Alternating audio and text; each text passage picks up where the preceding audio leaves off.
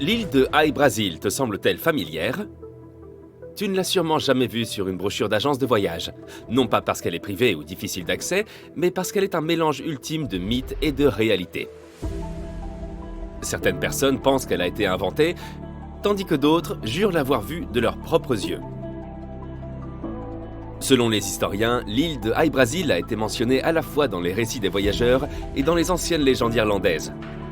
Ce qui fait de cet endroit une version irlandaise de l'Atlantide.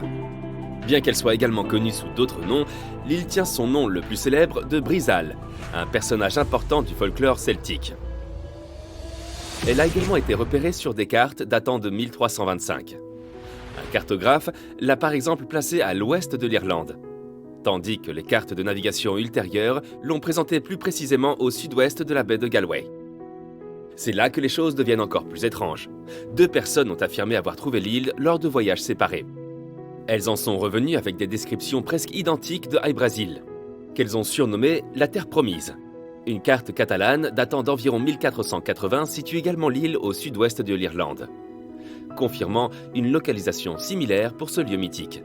Et maintenant, voici le détail le plus fou de tous. Hy-Brasil apparaît sur les cartes comme un cercle parfait dont le centre serait traversé par un canal semi-circulaire. 2 explorateurs ont affirmé avoir marché séparément sur le rivage de l'île pour déterminer où il se terminait, mais ils ne l'ont jamais trouvé. Il est fort probable, en regardant ces dessins, que même si l'île a existé à un moment donné, ils n'ont fait que tourner en rond. L'une des visites les plus célèbres d'Hy-Brasil a été effectuée en 1674 par un capitaine irlandais nommé John Nisbet de Killybegs. Lui et son équipage se trouvaient dans des eaux familières à l'ouest de l'Irlande lorsque le brouillard est soudainement apparu sur leur chemin. Lorsqu'il s'est levé, ils se sont retrouvés dangereusement près de rochers. Le bateau a jeté l'ancre à proximité et 4 membres de l'équipage ont ramé jusqu'au rivage pour explorer Hy-Brasil. Ils y ont passé une journée entière et en sont revenus avec de l'argent et de l'or offert par un vieil homme qui, selon eux, vivait là. La légende raconte qu'une autre exploration de ce lieu mythique a eu lieu plusieurs années plus tard, lorsque quelqu'un a prétendu avoir rencontré un vieil homme qui y était lui-même allé. Pouvait-il s'agir du même vieil homme que dans l'histoire précédente? Ce vieil homme se souvenait avoir passé quelques jours sur Hy-Brasil, et même d'avoir vu à l'horizon des lieux familiers de la côte ouest de l'Irlande alors qu'il marchait sur ses rives. Un autre homme est parti en expédition en 1872 pour trouver cette île mystérieuse, et il a juré qu'il l'avait vue lui aussi. Elle était juste là, devant lui. Mais en un clin d'œil, elle s'est volatilisée. Cette île a-t-elle jamais existé? C'est encore sujet à débat. Mais il y a tellement d'histoires et de légendes sur cet endroit qu'il est difficile de ne pas être curieux. Ce n'est que récemment qu'on a découvert que l'île suivante n'existe pas. Est-ce que l'île Sandy te dit quelque chose? Elle fait parler d'elle depuis 2012, lorsqu'on a découvert que cette île, qui figurait auparavant sur des cartes, notamment sur Google Earth, n'était que le fruit de notre imagination collective. Cela faisait des années que les gens cherchaient cette île fantôme. Elle a été répertoriée par un navire britannique en 1876 et est même apparue sur une carte britannique en 1908. Et même si de nombreuses expéditions n'ont pas réussi à trouver l'île, elle est restée sur certaines cartes jusqu'à ce qu'elle soit finalement supprimée. Mais comment a-t-on finalement découvert que l'île de Sandy n'était qu'un mythe? Eh bien, un groupe de scientifiques de l'université de Sydney a décidé de prendre les choses en main et de confirmer visuellement l'existence de l'île. Et pourquoi pas de prendre 1 ou 2 photos tandis qu'ils étaient sur place. Mais lorsqu'ils sont arrivés à l'endroit supposé, ils n'ont trouvé que le vaste océan, sans aucune terre en vue. Il est fort probable que l'équipage du navire britannique ait simplement pris un fragment de pierre ponce pour une île. Les fragments de pierre ponce sont des roches flottantes issues de l'activité volcanique. Et on sait désormais qu'elles flottent à l'endroit où l'île Sandy était censée se trouver.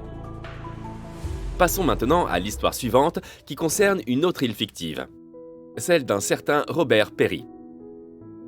À l'époque, Perry essayait de rassembler un peu d'argent pour financer son expédition arctique tant désirée.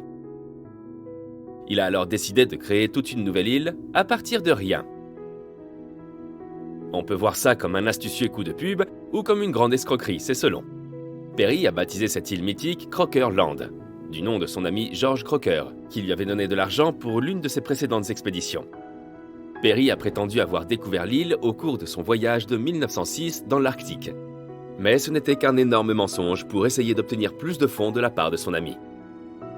Peary est même allé jusqu'à écrire un livre sur sa fausse découverte, intitulé Nearest the Pole, ou Plus près du pôle, en français. Étonnamment, les gens sont tombés dans le panneau. D'autres explorateurs ont même commencé à chercher l'île fictive. Bien qu'elle n'ait jamais existé, Croker Land est apparue sur des cartes créées entre 1910 et 1913.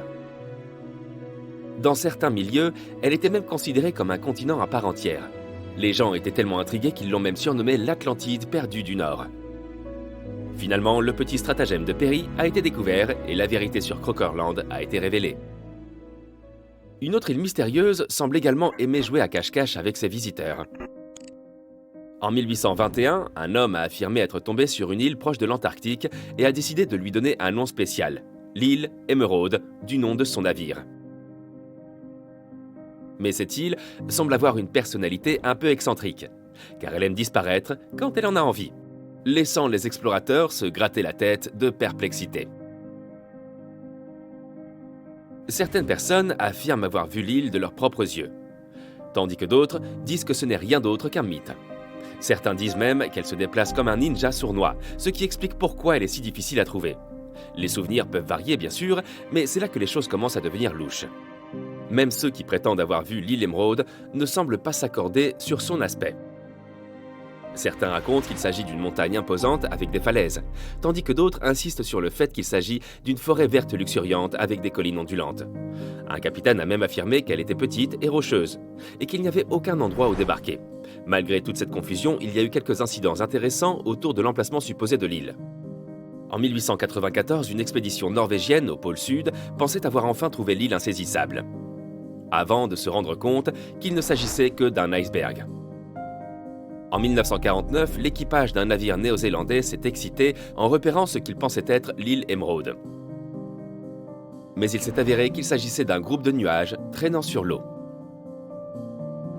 L'île suivante aurait été trouvée par un certain capitaine Daniel Doherty. Il a prétendu être tombé sur une île très loin au sud de l'océan Pacifique lors d'un voyage entre la Nouvelle-Zélande et le Canada en 1841. Il l'a baptisé Doherty Island, en son honneur bien sûr. Plusieurs autres marins ont également affirmé avoir vu l'île, confirmant ainsi son existence.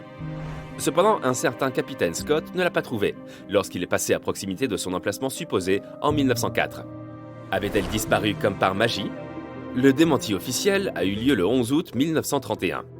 Lorsqu'un journal australien a rapporté qu'une expédition conjointe britannique, australienne et néo-zélandaise naviguant vers l'Antarctique était passée près de l'emplacement supposé de l'île de Doherty et ne l'avait pas trouvée.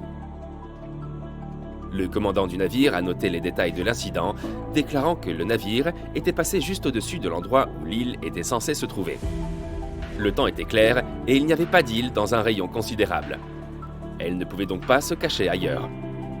Et l'île Doherty a été purement et simplement retirée des cartes britanniques en 1937, comme si elle n'avait jamais existé. Un jour, on te racontera aussi l'histoire de l'île Sympa, un endroit fantaisiste situé au beau milieu de l'océan Internet.